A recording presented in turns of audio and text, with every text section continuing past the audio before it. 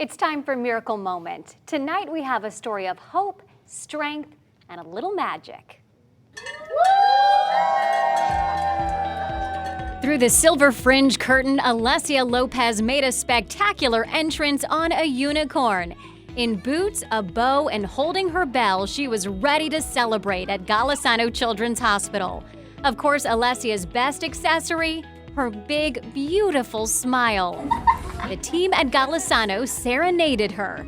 You're all done, get out the door, you don't get chemo anymore. And showered her with confetti.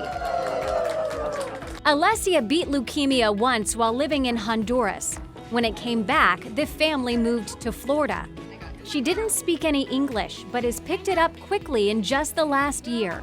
And she thanked everyone who helped her beat it the second time. To all the nurses that helped me to pass this process. And the doctor. And doctor. And with the ring of the bell, Alessia did more than mark beating cancer. She inspired everyone in the room to believe in hope, healing, and maybe, just maybe, unicorns. Alessia Lopez, you're our Miracle Moment.